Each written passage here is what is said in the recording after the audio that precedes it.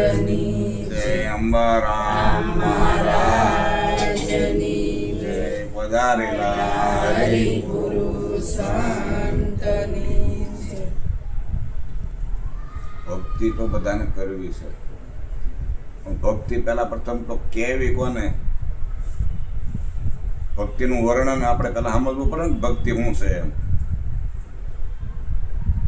તો સંતો એમ કહે છે કે ભક્તિ એટલે સેવા થાય, સેવા કરવી, સંતોની સેવા કરવી, ભક્તોની સેવા કરવી, કોઈ દિન દુખિયાની સેવા કરવી, કોઈ ગરીબ માણસની સેવા કરવી, તો એક જાતની ભક્તિ છે.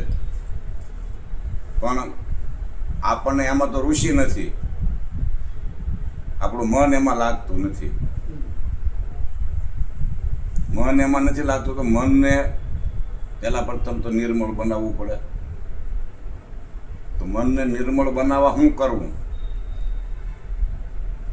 સંતો એમ કે ભાઈ સત્સંગથી મન નિર્મળ થાય, કંટ્રોલમાં થાય, કાબુમાં થાય. પણ અમારા અનુભવમાં એવું આવેલું છે કે 35 વર્ષથી સત્સંગ કરે છે, પણ હજી મન કંટ્રોલમાં એવું નથી. અમારી જ વાત કરીએ, અમે 35 વર્ષથી આ સત્સંગમાં થઈ, પણ હજી મન કંટ્રોલ થયું નથી. તો મન પહેલા પ્રથમ તો ઊભું ક્યાંથી થયું એ આપણે જાણવું પડે ને. પંખો બંધ કરવાનું કીધું હોય તો ક્યાંથી ચાલુ થાય એમ ખબર હોય તો આપણે બંધ કરીએ છીએ ને.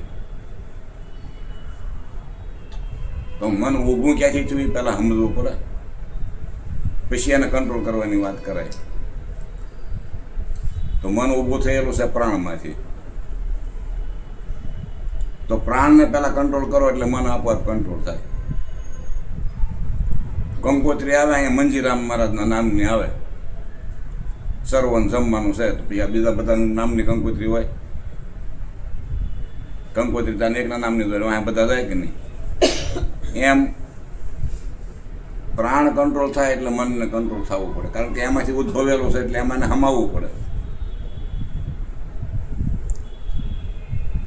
એટલે ખોટું કાંઈ નથી, પણ પછી એમાં વળગ્યું રહેવાનું નથી.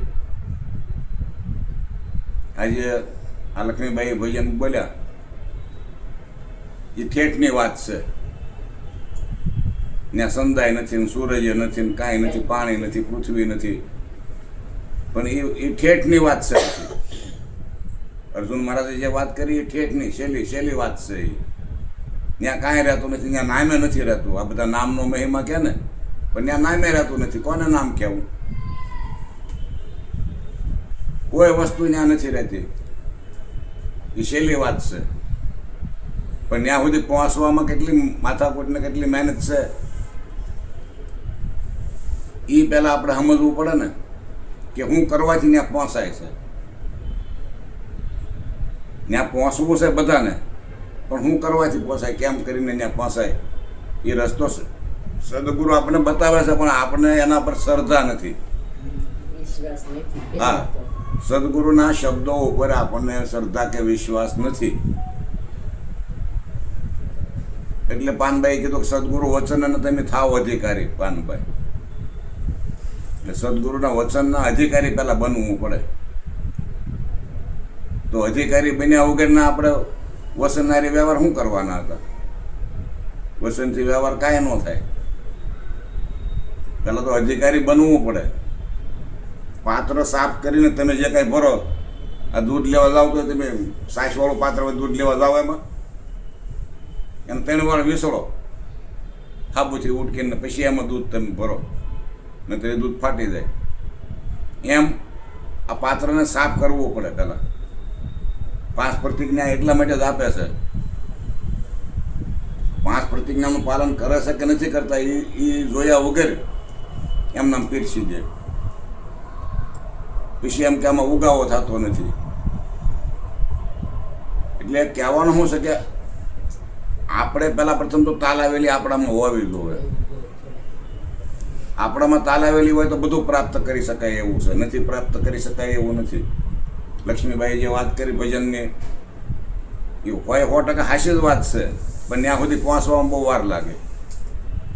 એ પ્રમાણે મહેનત હોવી જોઈએ, એ પ્રમાણે તાલાવેલી હોવી જોઈએ. નો હું કામ પહોંચાય? અર્જુન માણસ પોસ્યા તો બીજા કોઈ ન પોસાય એવું થોડું છે. બધા પોષી શકે, પણ એ જેમ વર્ત્યા એમ વર્તો. એ જેમ વચનમાં વર્ત્યા છે સદગુરુના વચનમાં એમ તમે વર્તો તો એમ હું વર્તું. આપણે બધા આપણે ત્યાં પહોંચી શકીએ એમ છે. એ 100%ની વાત છે. પણ આપણે તો દેખાડવું છે કે અમે ભક્તિ કરીએ છીએ એમ. આ દેખાડવાની વસ્તુ નથી. આજે લક્ષ્મીભાઈ જે વાત કરી એ વાત ધ્યાનની છે. કારણ કે સૂક્ષ્મણા ઈંગળા પિંગળા સૂક્ષ્મણાની વાત આવી એમાં તો સૂક્ષ્મણામાં આમ નામ ન જવાય. સૂક્ષ્મણામાં જવું હોય તો ધ્યાનથી જવાય ને. ધ્યાન તમે ઊંઘી જાઓ કે હોતા હોતા તમે ધ્યાન કરો એ હરખું જ છે. ઊંઘથી તમારો થાક ગળી જાય એમ ધ્યાનથી તમારો થાક ગળી જાય. કાર્ય કરવું એમ એના માટે અલગ સમય કાઢવાની જરૂર નથી.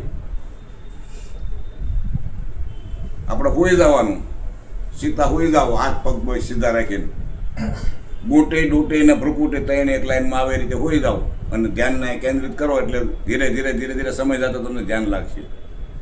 પ્રાણ છે ટૂંકો થાય, મન એમાં હંકેલાઈ જાય એટલે બહાર વર્તી બધી હંકેલાઈ ગઈ. બાકી એમ નામ તમે 100 વર્ષ મહેનત કરશો ને તો એ વર્તી હંકેલાય એમ નથી, પ્રાણ કંટ્રોલ થાય એમ નથી. વાતો આપણે ગમે એવું કરીએ પણ જે વસ્તુથી જે બનતું હોય એ જ બને, એમ નામ બને નહીં. તમારે ગમે તે વસ્તુ વાનગી બનાવી હોય રસોડામાં તો એમાં જે વસ્તુ જોઈતી હોય એ વસ્તુ તો જોવે જ ને. તમે એમ કહો ઘઉં વગરની રોટલી બનાવતો તો એ રોટલી ન થાય, રોટલો થાય. ઘઉં વગરનો રોટલો થાય, જાહેરનો, બાજરાનો, મકાઈનો, ગમે એનો. રોટલી બનાવી હોય તો ઘઉંથી જ થાય. બાજરાનો રોટલી વણવા જાવ તો વણાય, તૂટી જાય. એટલે જે વસ્તુથી જે બનતું હોય એ જ બને. બાકી એટલું કહીને મારી વાણીને હું વિરામ આપું. બોલો સદગુરુ મહારાજ.